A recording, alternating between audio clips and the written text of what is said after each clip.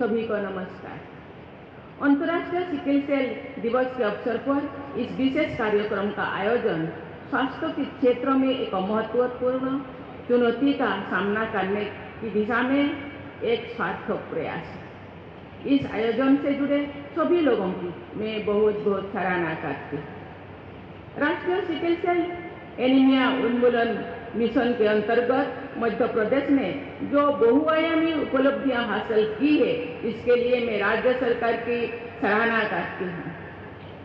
ये संतोष की बात है कि वर्ष 2023 में राष्ट्रीय मिशन का शुभारंभ करते समय जो अनेक बड़े लक्ष्य देश के सामने रखा गए थे, उनमें से स्क्रीनिंग का लक्ष्य समय से पहले ही पूरा हो गया है। मुझे बताया गया है कि नवजात शिशुओं से लेकर 40 वर्षों की आयु तक के 7 करोड़ से ज़्यादा लोगों की स्क्रीनिंग का लक्ष्य पूरा हो चुका है। ये कोई छोटी उपलब्धि नहीं है।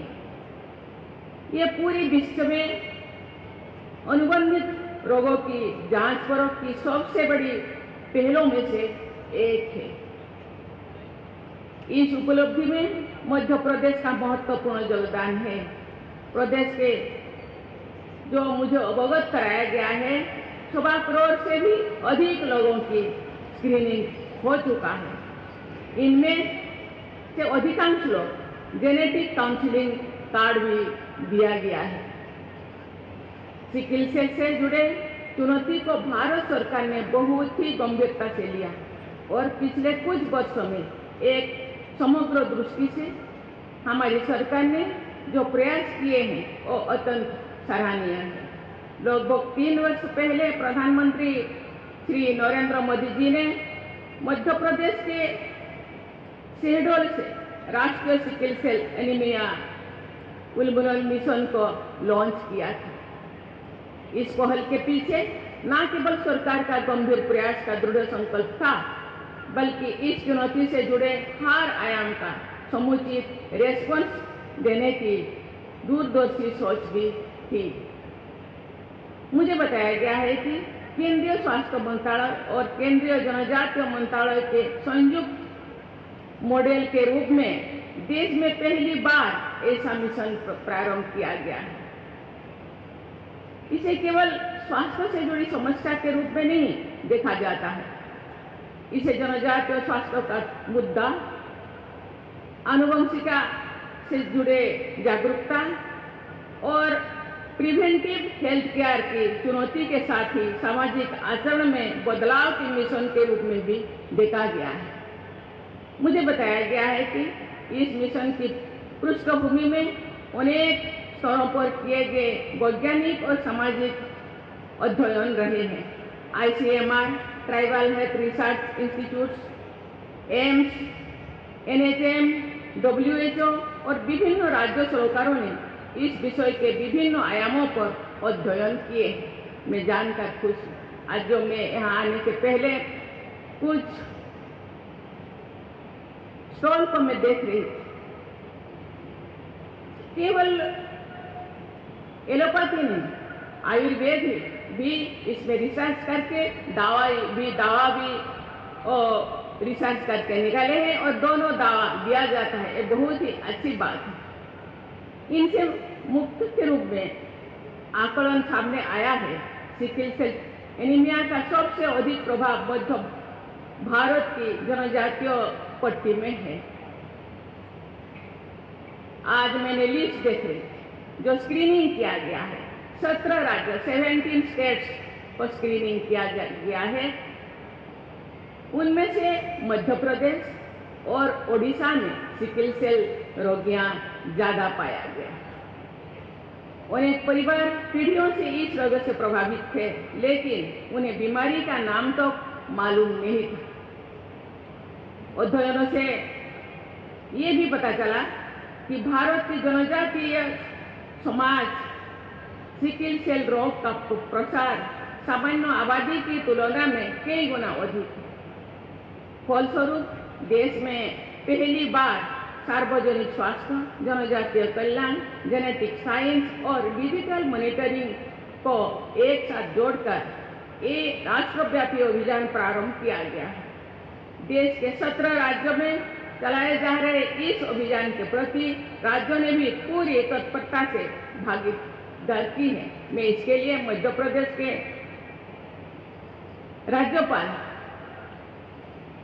महोदय एवं चीफ मिनिस्टर महोदय को मैं बहुत बहुत धन्यवाद देना चाहती हूँ। और जैसे आंतरिकता से मिशन मोड में इस चीज को लिए हैं, मुझे लगता है ये जो भी आज जिन लोग ग्रसित हुए हैं उन लोगों का जिस तरह से उन्मूलन करने के लिए प्रयास कर रहे हैं, मुझे लगता है वो दिन दूर नहीं। ये पूरी तरह ये केवल इसी पीढ़ी के नहीं, जो आने वाले पीढ़ियों के लिए भी ये शायद ये पूरा समाप्त हो जाएगा। मैं सभी इसी मंच से मैं सभी राज्यों के अधिकारियों को, सरकार को मैं अनुरोध करना चाहती हूँ, ये एक इसको सहजता से नहीं लेना चाहिए, क्योंकि ये पीढ़ी दर पीढ़ी ये जो बीमारी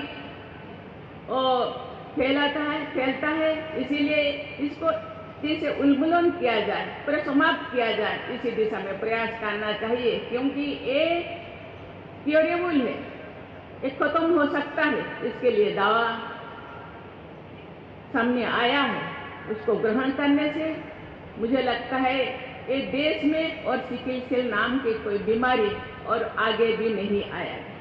देवी और स्वजन, मुझे इस मिशन की परिकल्पना ने प्रभावित किया है, इसलिए मैं इस मिशन के 3 प्रमुख आयामों का उल्लेख करना चाहूँगी। पहला, बड़े स्तर पर जागरूकता फैलाए और विवाह पूर्व जेनेटिक काउंसलिंग करना है। मुझे लगता है ये चीज को बेखूबी से मध्य प्रदेश में कर रहा है। दूसरा, व्यापक स्क्रीनिंग करके समय रहते रोग की पहचान करना है। तीसरे, प्रबंधन की समग्रता को सुनिश्चित करते हुए स्वास्थ्य देखभाल की निरंतरता बनाए रखना है। सार्वजनिक स्वास्थ्य की पहल के लिए से देखते हैं कि देश में पहली बार इतनी बड़ी जनसंख्या की आनुवंशिक स्क्रीनिंग डिजिटल ट्रैकिंग के साथ की जा रही है। मिशन मोड से जुड़े स्क्रीनिंग का ही परिणाम है कि अभी तक लगभग 2.5 लाख लोगों की स्क्रीनिंग की जा चुकी है, चिन्हित जा चुकी है, और इस रोग के 20 लाख से भी अधिक वाहक यानी कैरियर भी पहचाना जा चुकी है। वाहकों की इतनी बड़ी संख्या से जुड़े चुनौती का समझने की आवश्यकता है। सिकल सेल के वाहक लोगों में इस रोग के लक्षण नहीं होते, इसलिए उन्हें इसकी भविष्य की गंभीरता का कोई अंदाज नहीं लग पाता। अधिकांश वाहकों को ये नहीं पता होता है कि अपनी संतान को ये रोग क्यों हुआ, कैसे हुआ। संतोष की बात है कि केंद्र सरकार और राज्य सरकार ने मिशन मोड में पिछले कुछ वर्षों में सिकल सेल से जुड़े रोगियों और वाहकों की पहचान के साथ साथ उनकी समुचित स्वास्थ्य देखभाल पर सराहनीय कार्य कर रहे हैं। मेरी संख्यान में लाया गया है कि बहुस्तरीय प्रयासों के क्रम में मध्य प्रदेश में सभी प्रभावित लोगों, गर्भवती महिलाओं एवं नवजात शिशुओं के लिए पॉइंट ऑफ केयर टेस्ट आधारित जांच सुविधा किया गया है। आयुष्मान आरोग्य मंदिर स्तर तक विस्तारित किया जा चुकी है। गत वर्ष 17 नवंबर से 2 अक्टूबर तक चले स्वस्थ नारी सशक्त परिवार अभियान के अंतर्गत मध्य प्रदेश ने 4 लाख से अधिक महिलाओं की सिकल सेल स्क्रीनिंग का कीर्तिमान स्थापित करके इस समस्या के समाधान हेतु अमूल्य योगदान दिया है। इसलिए मैं गवर्नमेंट को बहुत बहुत सराहना करती हूँ। मुझे बताया गया है कि मध्य प्रदेश में बड़े पैमाने पर विद्यार्थियों की सिकल सेल स्क्रीनिंग की जा रही है। जनजातीय विद्यार्थियों को भी परामर्श, उपचार एवं स्वास्थ्य सेवाओं से जोड़ा जा रहा है।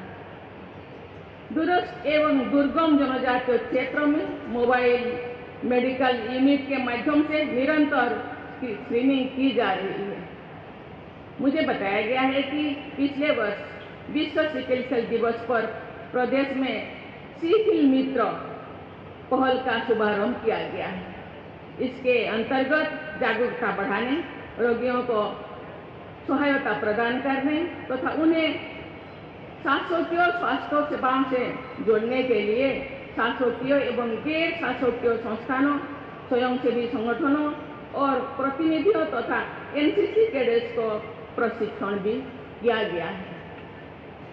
इन सार्थक पहल के लिए मैं प्रदेश के सभी सरकारी और गैर सरकारी संस्थानों को बहुत बहुत बधाई देती हूँ।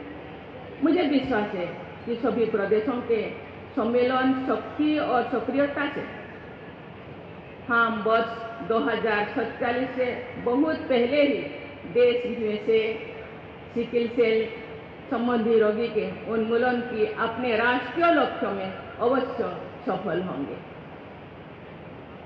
देश में जनजातीय समुदाय के लोगों की सबसे बड़ी संख्या मध्य प्रदेश और ओडिशा में है।